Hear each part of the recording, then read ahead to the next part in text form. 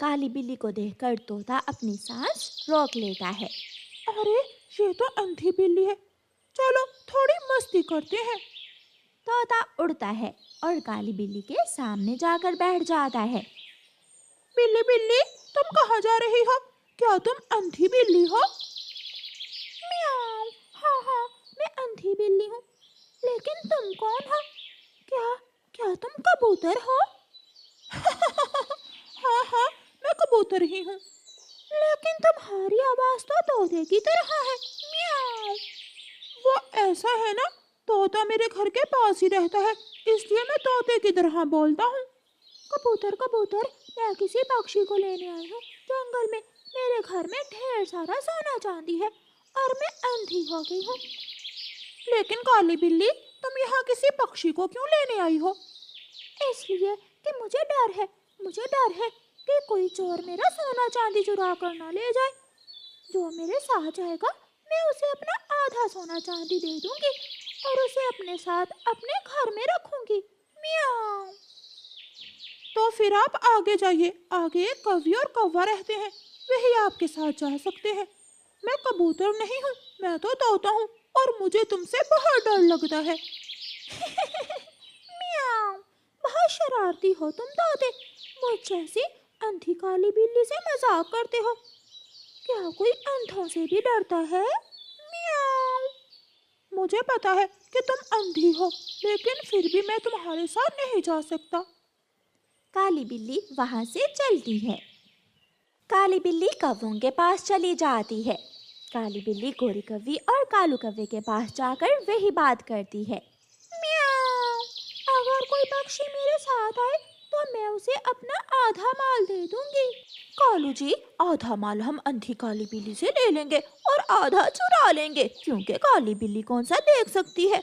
बात तो ठीक है गौरी, तुम ऐसा करो, काली बिल्ली गोरी कौवी को अपनी गुफा के पास ले जाती है। काली बिल्ली, कहाँ है आपका घर? क्या यहाँ कोई गुफा है? हाँ हाँ, वो सामने ही है गुफा। मैं उसी गुफा में रहती हूँ। म्याऊं। ऐसे काली बिल्ली धोखे से गोरी कौवी को गुफा के अंदर ले जाती है। जब गोरी कौवी गुफा के अंदर चली जाती है तो काली बिल्ली अपनी काली ऐनक उतार कर फेंक देती है और गुफा का दरवाजा बंद कर देती है। माँ! म्याऊं! म्याऊं! कहाँ हो? काली बिल्ली, आपने ऐनक क्यों उतार दी? और यहाँ तो कोई सोना चांदी नहीं है। मैं बताती हूँ काली कौवी, सोना कहाँ है। म्याऊं! माँ बिल्ली छलांग लगाती है और गोरी कौवी को दबोच लेती है। धोखा, ये मेरे साथ धोखा है। म्याऊं! म्याऊं! तुम लालची हो, इसलिए तो मेरे धोखे में आ गई तुम। म्याऊं!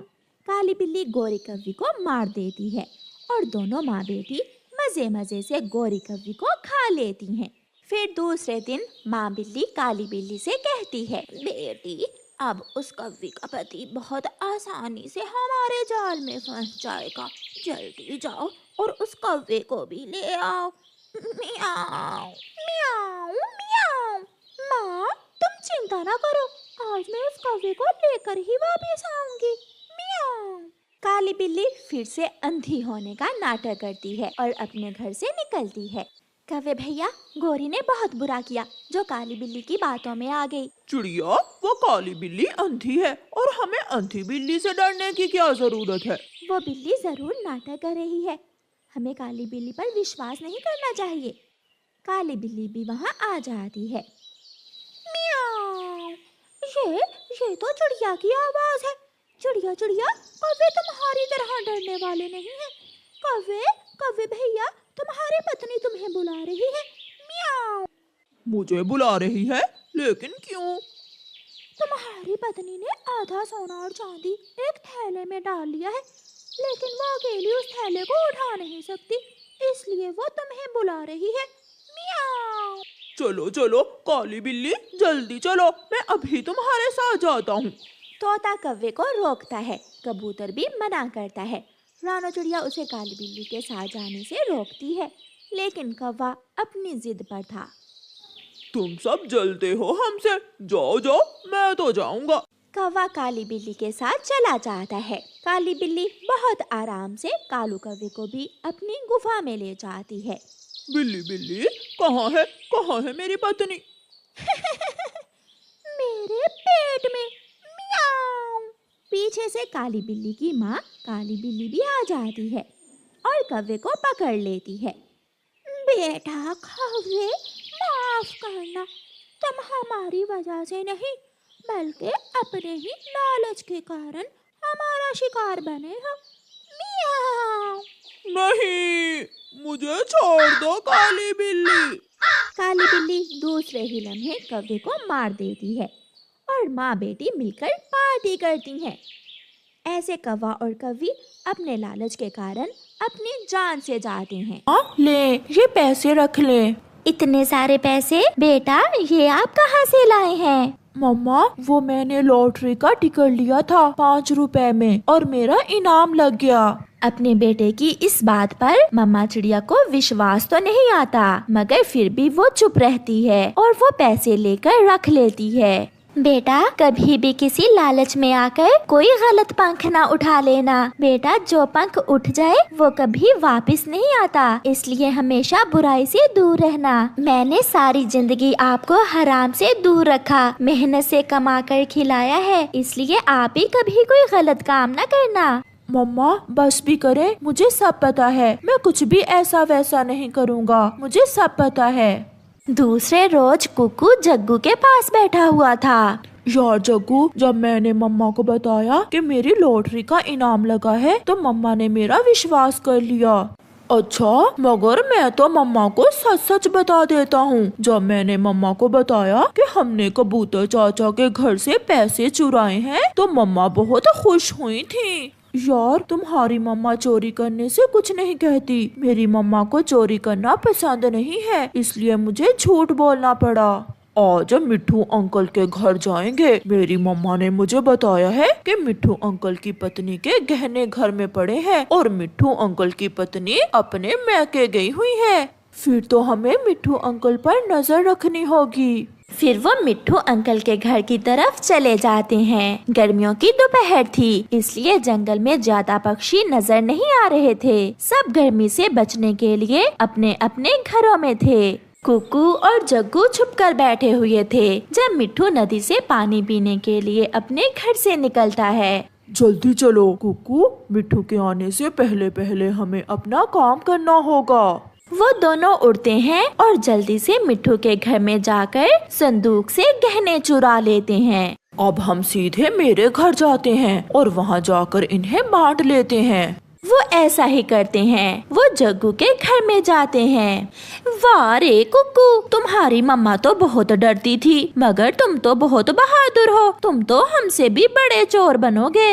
आंटी, मेरी मम्मा को नहीं बताना कि मैं चोरियाँ करता हूँ। मम्मा, पापा ये गहने देखकर खुश हो जाएंगे। आंटी, मेरे हिस्से के गहने भी आप रख लें और मुझे बदले में पैसे दे दें। गहने देखकर मम्मा 100 सवाल पूछेंगी। हाँ कुकू, ये बात ठीक है। तुम्हारी माँ का क्या पता, जाकर मिट्ठू को ही बता दे गहने देखकर। तुम कल आकर मुझसे पैसे ले जाना। ठीक है, अब मैं जाता हूँ। कुकू बेटा, दोपहर को इतनी गर्मी में सब अपने अपने घरों में थे, मगर आप कहाँ थे? मम्मा, बुलबुल आंटी का बेटा पेड़ से गिर गया था, मैं उसकी मदद कर रहा था। शाबाश मेरा बेटा, हमेशा ऐसे ही दूसरों की मदद करना, इसी में भलाई है। कुकू बहुत खुश था कि आज फिर उसकी मम्मा ने उसके झूठ का विश्वास कर लिया है। कुकू रात को देर तक जागता है। वो सोच रहा था कि गोरी आंटी से पैसे लेकर वो कहाँ कहाँ घूमने जाएगा। और फिर दूसरे दिन कुकू अपने घर से निकलता है। जग्गू बेटा, चोरियाँ बहुत मेहनत से होती हैं, इतना आसान काम नहीं चोरियाँ करना। मैं तो कहता हूँ उस कुकू के बच्चे को भगा दो जब वो गहनों के पैसे लेने आए तो। कालू, सच पूछो तो यही मैं सोच रही थी। मेरा तो दिल नहीं कर रहा उसे पैसे देने को। तो फिर मम्मा, हमें उसे ठिकाने लगाना होगा। ऐसा ना हो कि वो गुस्से में सबको बता दे। ये काम तुम मुझ पर छोड़ दो, मैं उसे वीराने में ले जाता हूँ। वो बातें कर रहे थे कि कुकू भी वहाँ आ जाता है। आंटी मेरा हिस्सा मुझे दे दें। और जग्गू आज किसे लूटने की तैयारी है? मैं बताती हूँ कुकू। जग्गू जाओ, ये लो अपने पिता का क्रेडिट कार्ड और कुकू को मशीन से पैसे ले दो। फिर जग्गू अपने पिता का क्रेडिट कार्ड लेता है और कुकू को साथ लेकर वीराने की तरफ उड़ता है। कालू जल्दी जाओ पीछे और लगाओ ठिकाने उस कमजोर चिड़िया के बच्चे को, बड़ा आया हिस्सा लेने वाला। कालू भी रस्सी लेकर घर से निकलता है और चिड़िया इंसानों की बस्ती की तरफ चले जाते हैं और इंसान की आलू टिक्की वाली रेहड़ी से थोड़ी दूर एक पेड़ पर बैठ जाते हैं। मैं इंसान की रेहड़ी के पीछे जाकर छुप जाता हूँ और जब इंसान अपना ध्यान इधर उधर करेगा तो तुम ऊंची आवाज से बोलना और मैं आलू की टिक्की चुरा कर भाग आऊंगा। ठीक है कौवे भैया, आप जाइए अपना काम करें और मैं अपना काम अच्छी तरह करूंगी। कौवा जाता है और इंसान की रेहड़ी की छत पर बैठ जाता है।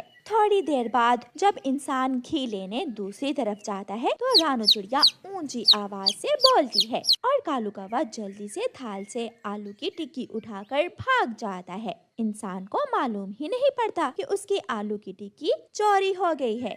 कालू कौवा तेजी से उड़ता हुआ घने जंगल में पहुंच जाता है। चिड़िया भी कौवे के पीछे ही चली जाती है। कौवे भैया, अब जल्दी से आलू की टिक्की 2 हिस्सों में बांट लें और मेरा हिस्सा मुझे दे दें। चोरी मैंने की है, तुमने तो सिर्फ आवाज लगाई थी। जान का खतरा मैंने लिया था। आज आधी टिक्की मैं खाऊंगा और आधी मेरी पत्नी गौरी कौवी जी। हाँ, कल दोबारा चोरी करेंगे और मैं तुम्हें तुम्हारा हिस्सा जरूर दूंगा। कौवे भैया, ये न्याय नहीं है। तुम्हारी और मेरी डील हुई थी कि आलू की टिक्की बांट कर खाएंगे, लेकिन कौवा आलू की टिक्की उठाकर भाग जाता है और चिड़िया कौवे का मुंह देखती रह जाती। गौरी गौरी, मैंने उस चिड़िया की बच्ची को भगा दिया और सारी आलू की टिक्की घर ले आया।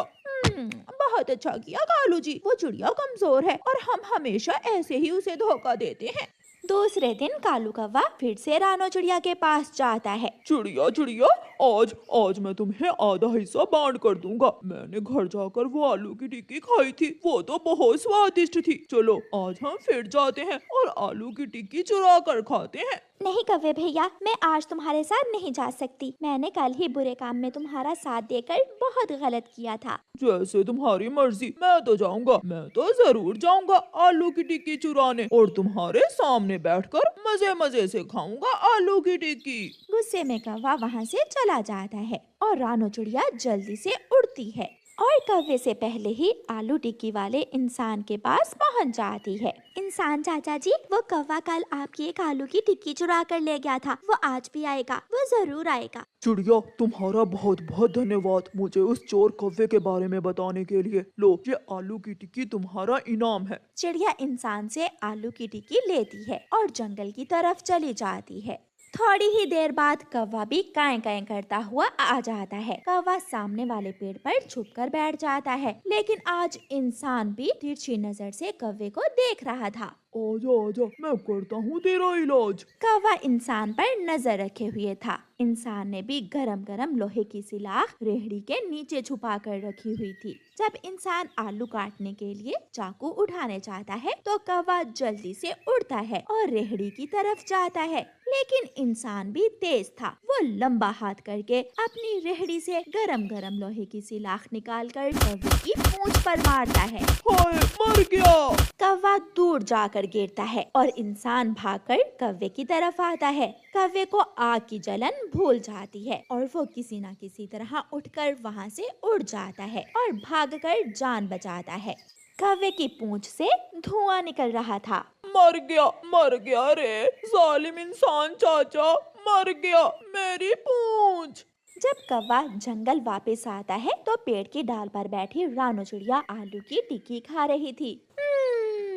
वाह वाह, बहुत स्वादिष्ट है आलू की टिक्की। अरे कौवे भैया, तुम्हारी पूंछ से धुआं क्यों निकल रहा है? कुछ नहीं। कौवा शर्मिंदा होकर वहाँ से निकल जाता है। अनाथ बहन भाई सुबह से जंगल में मारे मारे फिर रहे थे, लेकिन अभी तक उन्हें खाने को कुछ भी नहीं मिला था। भाई, मैं थक गई हूँ, मुझसे अब भूखे पेट उड़ा नहीं जा रहा। मेरी बहन गुड़िया, पहले हमारे हमारे मम्मा पापा हमारे साथ थे, इसलिए हमें कोई चिंता नहीं थी। अब हम अकेले हैं, हमें जिंदा रहने के लिए हिम्मत से काम लेना होगा। आप यहाँ बैठ जाओ, मैं आपके लिए दाना लेकर आता हूँ। फिर कुकू बड़ा भाई अपनी छोटी बहन को एक पेड़ की डाल पर बिठाकर दाना लेने जाता है।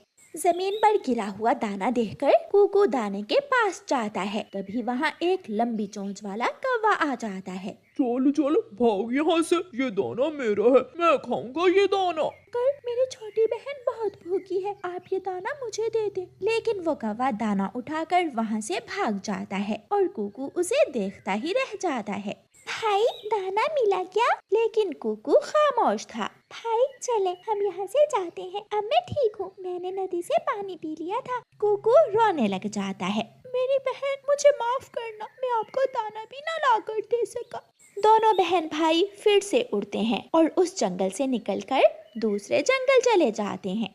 उस जंगल के रास्ते पर एक उल्लू पहरा दे रहा था। रुको रुको छोटे पक्षियों, रुक जाओ। अंकल, क्या हुआ? हमने तो कोई गलत काम नहीं किया। ये जंगल मेरा है और मैं अपने जंगल में किसी को भी जाने की अनुमति नहीं देता। लेकिन अंकल, हमारी मम्मा ने बताया था कि जंगल, फूल, फल और पेड़ सब पक्षियों के साझे होते हैं।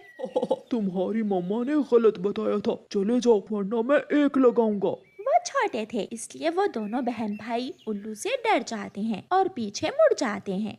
थोड़ी दूर जाकर उन्हें एक घर नजर आता है। वो दोनों बहन भाई घर की खिड़की से देखते हैं। कबूतर अपने बेटे को चावल का दाना खिला रहा था। पापा पापा, वो देखें, खिड़की में कोई है। भागो भागो यहाँ से, ये आवारा बच्चे होंगे। अंकल, हम आवारा नहीं, अनाथ बच्चे हैं। आप हमारी मदद करें, हमें कुछ खाने को दे दें। तुम्हारे जैसे दिन में बहुत आते हैं। ऐसा कहते हुए कबूतर जोर से खिड़की बंद कर देता है। भाई, रात भी होने वाली है, अब खाने को छोड़ें। रात गुजारने के लिए किसी सुरक्षित जगह की खोज कर लें। गुड़िया बहन, मम्मा ने बताया था कि सूखे पेड़ पर जो घोंसला होता है वो खाली होता है। हम किसी सूखे पेड़ पर घोंसला ढूंढकर उसमें रात गुजार लेंगे। दोनों बहन भाई जब थोड़ा और आगे जाते हैं तो एक बेरी के सूखे पेड़ पर एक घोंसला था जिसमें कोई भी पक्षी नहीं था। दोनों बहन भाई वहाँ चले जाते हैं। गुड़िया बहन, ये जगह ठीक है, ये घोंसला भी खाली है, हम दोनों आज की रात इसी घोंसले में गुजार लेंगे। दोनों बहन भाई डरते हुए उस घोंसले में बैठ जाते हैं। थोड़ी ही देर बाद वहाँ एक कौवी आ जाती है। निकलो बाहर इस घोंसले से, मैं इस घोंसले के तिनके लेने आई हूँ। आंटी, ऐसा मत करें, हम आज की रात इस घोंसले में गुजारेंगे। मेरे घर की छत खराब है और मैं इस घोंसले के तिनके लगाकर अपने घर की छत को मरम्मत करूंगी। गौरी कौवी दोनों बहन भाई को घोंसले से बाहर निकाल देती